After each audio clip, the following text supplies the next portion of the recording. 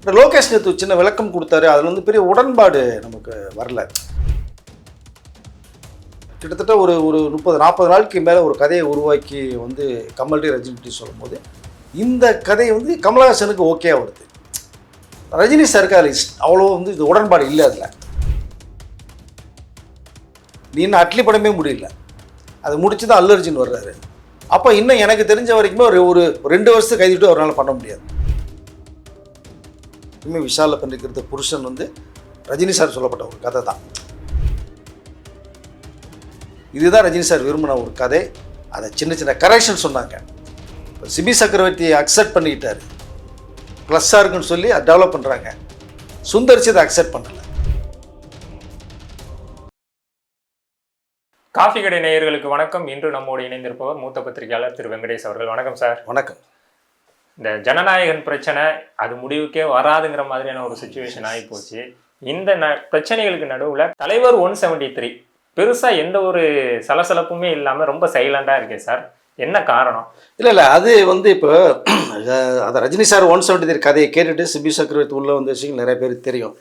கதை எல்லாம் கேட்டு முடிச்சுட்டு சின்ன சின்ன கரெக்ஷன்ஸ் வந்து ரஜினி சார் சொல்லியிருக்காங்க. நான் எப்போவுமே ஒரு ஷூட் போகிறதுக்கு முன்னாடி ஒரு கதையை கேட்டார்னா அவருடைய இன்புட் இருக்கும்.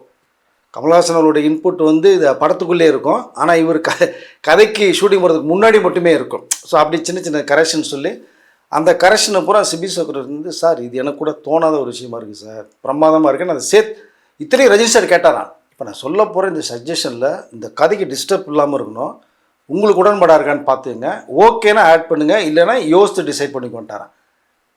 ரஜினி சார் சொன்ன அத்தனை சின்ன சின்ன கரெக்ஷன்ஸுமே கேட்டுட்டு சிபியே மிரண்டு போயிட்டாரான். சார் இது எனக்கு கூட வந்து இந்த தாட்ஸ் வரல எனக்கு, பட் உங்களுக்குன்னு ஒரு ஃபேன்ஸு, அந்த ஃபேன்களை எப்படி நீங்கள் பண்ணுங்கிற அளவுக்கு எனக்கு இது பெரிய ப்ளஸ்ஸாக அமையும் சார்னு சொல்லி தான் அதற்கு வேண்டிய வேலையில் இப்போ சிபி சக்கரவர்த்தி வந்து உட்காந்துருக்கார். ஆக்சுவலாக பிப்ரவரியே ஷூட்டிங் போக வேண்டிய ஒரு டைம் தான் அது படம். பட் இந்த ஒரு சின்னதுனால ஏப்ரல் மாதம் ஷூட்டிங் போகிறாங்க. ரெண்டாவது பார்த்தீங்கன்னா ஜெயில் 2 படம் வந்து ஜூன் 12 ரிலீஸ். அந்த வேலையில் ரஜினி சார் ஷூட்டிங்லாம் முடிச்சுட்டு கிட்டத்தட்ட இப்போ முடிச்சிட்டாங்க.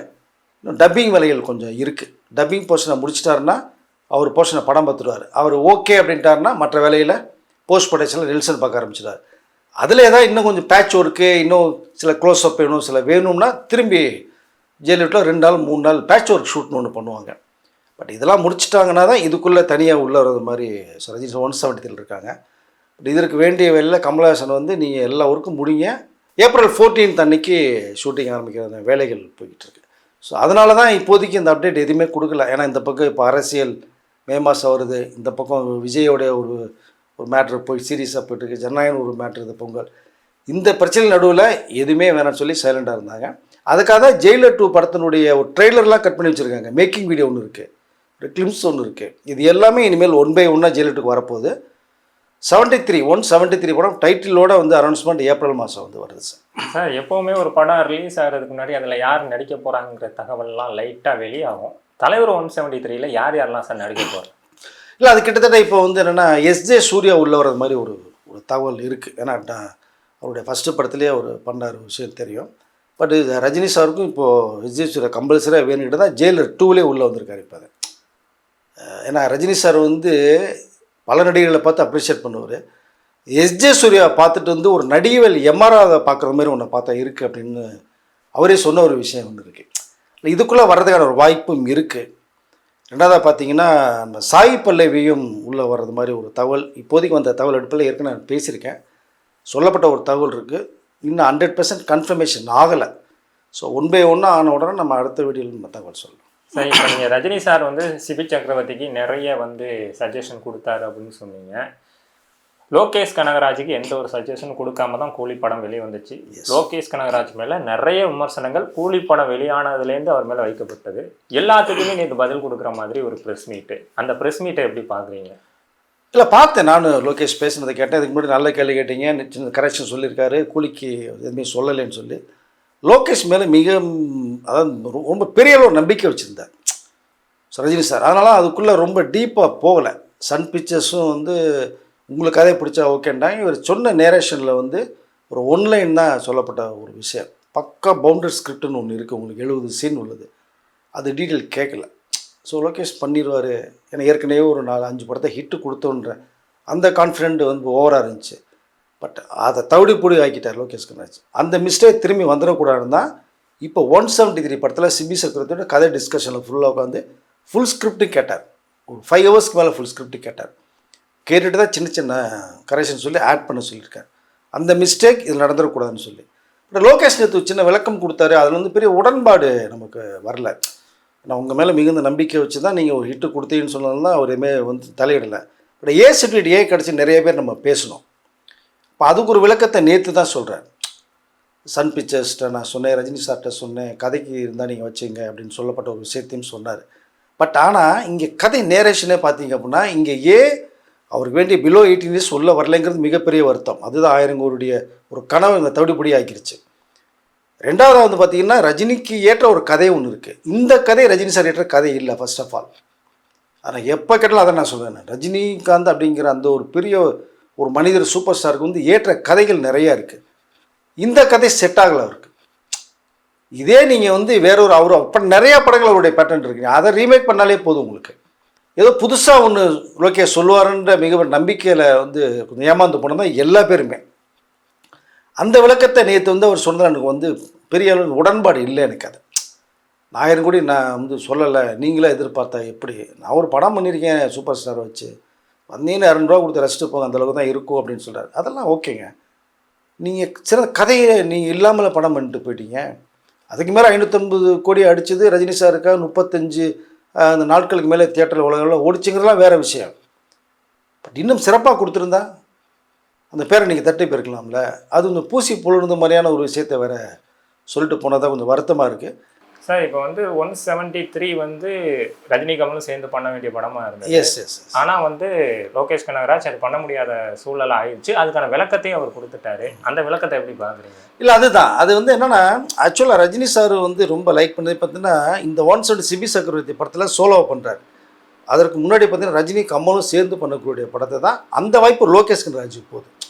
கூலி படத்தினுடைய அண்டர் ப்ரொடக்ஷன்லேயே லோகேஷ்ட வந்து கமல்ஹாசனை பேசி நம்ம 2 பேர் பண்ணக்கூடிய படத்தை நீ தான் டைரக்ட் பண்ண போகிறேன்னு சொல்லும்போது அது வந்து ரொம்ப பேரதிர்ச்சியாக இருந்ததுன்னார் லோகேஷ். இந்த அரிய வாய்ப்பு யாருக்குமே கிடைக்காது. ஏன்னா 46 வருடங்களுக்கு பிறகு 2 பேரும் சேர்ந்து பண்ணக்கூடிய படம். அதை என்மேல் நம்பிக்கை வச்சு கொடுக்குறாங்க போது அந்த கதையை வேறு மாதிரி ஜோனில் இருக்கணும்னு சொல்லி ரொம்ப லைக் பண்ணி தான் கண்டிப்பாக பண்ணிடலாம் சார்னு சொல்லி தான். ஏன்னா கூலி 100% இருக்கும்போது பேசின ஒரு விஷயம், கூலி ரிலீஸ் ஆகிடுது. அப்போது இந்த கதையை உருவாக்குறார். கிட்டத்தட்ட ஒரு 30-40 நாளுக்கு மேலே ஒரு கதையை உருவாக்கி வந்து கமல்டி ரஜினிட்டி சொல்லும் போது இந்த கதை வந்து கமல்ஹாசனுக்கு ஓகேயாக வருது.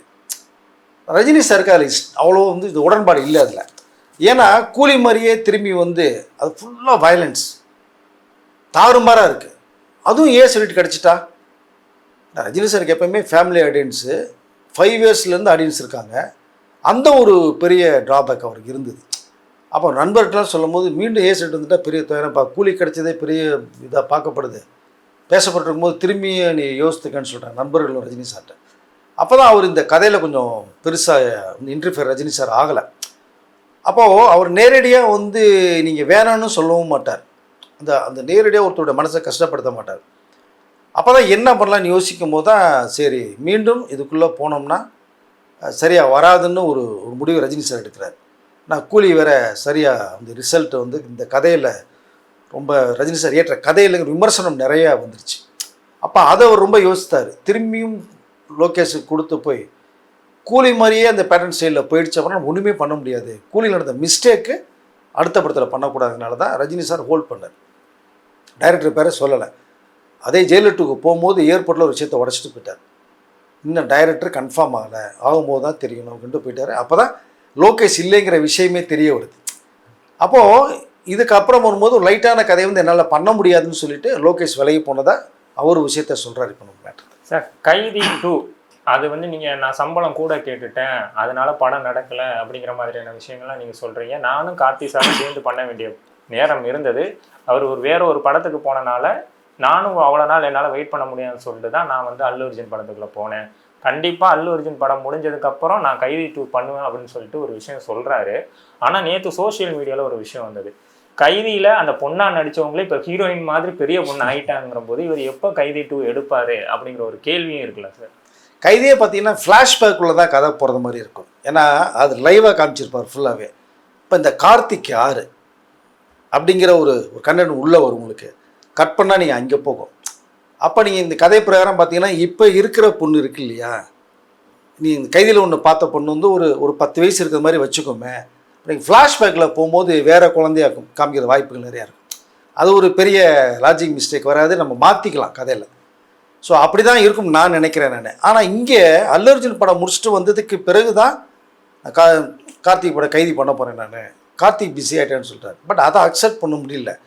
ஏன்னா நீங்கள் கைதி முடிச்சுட்டு கைதி 1 பண்ணிட்டு வந்ததுக்கு பிறகு மாஸ்டர் படத்துக்குள்ள நீங்கள் போகிறீங்க. மாஸ்டர் படம் முடிச்சோன்னே கைதி 2 பண்ணலான்னு சொன்னார். கார்த்திக் வெயிட் பண்ணுறார். கார்த்திக் பெரிய ஹிட் இப்போ கொடுக்கல, ஒன்றுமே அந்த படம் சமயத்தில் கொடுக்கல. ரொம்ப எதிர்பார்த்துட்டு இருக்கார். எதிர்பார்த்த படங்கள் எல்லாமே சரியாக போகலை. சர்தார் 2 தான் ரொம்ப எதிர்பார்ப்பில் இருக்குது அவருக்கு. இப்போ இந்த நேரத்தில் வந்து நீங்கள் பண்ணுறேன்னு சொல்லி அவர் வேணான்னு சொல்லுவாரா? கண்டிப்பாக சொல்ல மாட்டார். பட் நீங்கள் இந்த அப்புறம் மாஸ்டர் முடிச்சோன்னு லியோக்குள்ளே போயிட்டீங்க.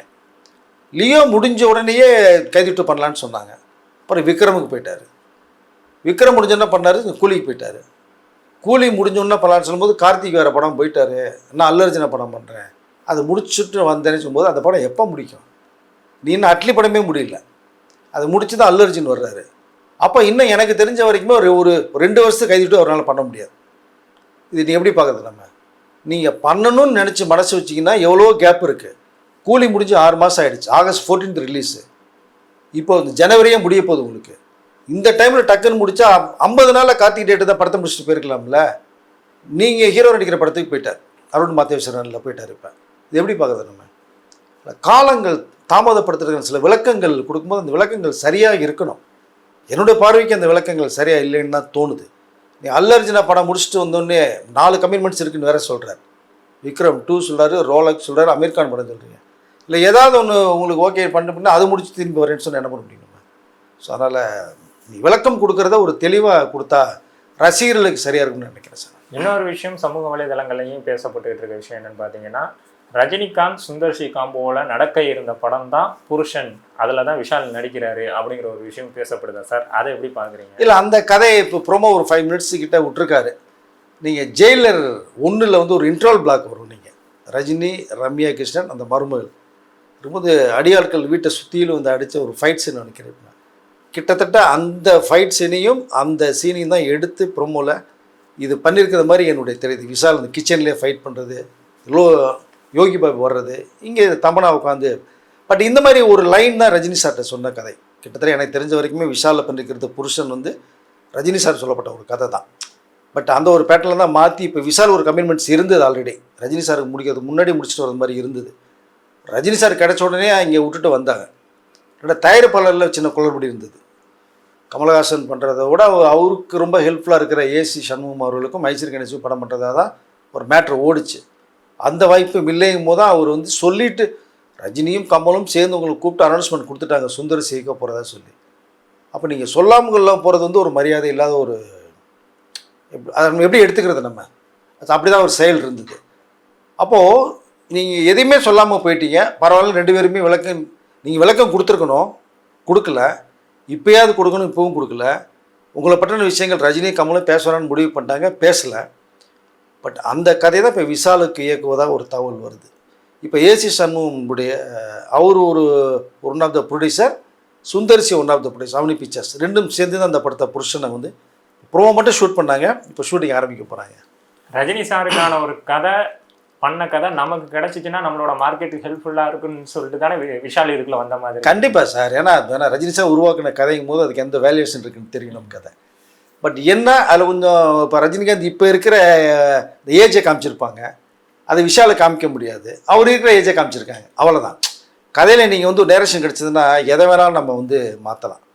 நம்ம அப்படி தான் கைதி 2 கூட நான் அதை தான் சொன்னேன். இப்போ லைவாக வரும்போது 10 வயசு பொண்ணு, நீங்கள் ஃப்ளாஷ்பேக்கில் உள்ளே போவீங்க, அந்த கதைக்களம் வேறு. அப்போ நீங்கள் ஒரு 3 வயசு 4 வயசு பொண்ணை கூட காமிச்சிட்டு போயிடலாம். நீங்கள் அந்த பொண்ணை வேறு மாதிரி காமிக்கலாம் இல்லையா? பட் அதனால் ஒரு கதைங்கும் போது எடுத்துக்கும் போது நமக்கு வந்து எது வேணாலும் சேஞ்ச் பண்ணலாம். பட் அந்த கதைக்கு டிஸ்டர்ப் இல்லாமல் இருக்கணும், லேக் வந்துடக்கூடாது, லாஜிக் மிஸ்டேக் வந்துடக்கூடாது, ஸ்க்ரீன் ப்ளே பக்காவாக இருக்கணும். ஸோ இப்போ இந்த ஏஜ் ஒன்று தான், இதை கொஞ்சம் மைனஸ் பண்ணி ஒரு 40 இயர்ஸ் மாதிரி விஷாலுக்கு மாற்றப்பட்டு சொல்கிறது தான். இந்த இன்ட்ரோல் பேக் இருக்கிறது மாதிரியே இந்த சீனு கிரியேட் பண்ணியிருக்காங்க. இதுதான் ரஜினி சார் விரும்பின ஒரு கதை. அதை சின்ன சின்ன கரெக்ஷன் சொன்னாங்க. இப்போ சிபி சக்கரவர்த்தியை அக்செப்ட் பண்ணிக்கிட்டார், ப்ளஸ்ஸாக இருக்குன்னு சொல்லி அதை டெவலப் பண்ணுறாங்க. சுந்தரிச்சு அதை அக்செப்ட் பண்ணலை. அதுதான் இங்கே நடந்த ஒரு மிஸ்டேக் வேறு. ஏன்னா தயாரிப்பாளர்கள் மாறுறாங்க, அது சுந்தரிசி விரும்பலை. இல்லைனா சொல்லிட்டு போகக்கூடிய ஒரு இயக்குனர் சொல்லாமங்கலமே வெளில போகிறான்னு என்ன காரணம் உங்களுக்கு? ஒரு வீட்டுக்கு வந்து விருந்தாளி உட்கார வச்சுட்டு காஃபி எடுத்துகிட்டு சொல்லாமங்கலாம் முன்னாடி என்ன அர்த்தம் உங்களுக்கு? அந்த மாதிரி தான் சுந்தரிசி பண்ண விஷயத்தை பார்க்க முடியுது. Okay sir. தொடர்ச்சியாக இப்போ வந்து நிறைய படங்கள் தமிழ் சினிமாவில் அடுத்தடுத்து வரப்போகுது. 173, அதுக்கு முன்னாடி ஜெயிலர் 2 அப்படிங்கிற பொழுது ரஜினி இன்னும் 2 வருஷத்துக்கு படம் நடிப்பார், 3 வருஷத்துக்கு படம் நடிப்பார், வைரமுத்து கூட லாஸ்ட்டாக சொல்லியிருந்தாரு. அதை எப்படி பார்க்குறீங்க? இல்லை, அது சிறப்பாக தான் இருக்குது. அவருக்கு வந்து அவர் விலையை போனாலும் விடுறதுக்கு இப்போ யாருமே இல்லைங்க. நீங்கள் பண்ணிட்டு இருங்க சார். இன்னமும் 74 வயசு, 75 வயசு ஆச்சு. ஒரு 25 பையன் மாதிரி தான் ஓடிட்டுருக்காரு. இப்போது லைனப்பில் தொடர்ந்து கிட்டத்தட்ட 5 படங்கள் இப்போ இருக்குது அவருக்கு. அதுதான் வைரமுத்து வீட்டுக்கு திடீர்னு போயிருக்கார். அவர் எப்போவுமே எங்கேயா பார்க்கணும்னு நினச்சாலும் கார் எடுத்துகிட்டு உடனே ஸ்டார்ட் பண்ணி போயிடுவார். இதை எதிர்பார்க்கவே மாட்டாங்க. அவர் வைரமுத்துட்ட போய் இன்றைய அரசியல் நிலவரத்தை பற்றி பேசியிருக்கார். தமிழ்நாட்டோட அரசியல், டெல்லி அரசியலை பற்றி நிறையா பேசியிருக்கார். என்ன நடந்துகிட்ருக்கு அப்படிங்கிறார். நாம் ஏன் வரலைங்கிற விஷயத்தையும் ஏற்கனவே தெரிஞ்ச கூட வைரமுத்து இப்போ கன்வே பண்ணியிருக்காரு. அந்த வைரமுத்து ஒரு டாட் வச்சு தான் பேசியிருக்காரு. இப்போது அடுத்தடுத்து பண்ணக்கூடிய படங்களை பற்றி டிஸ்கஷன் பண்ணியிருக்காரு வைரமுத்துக்கிட்ட.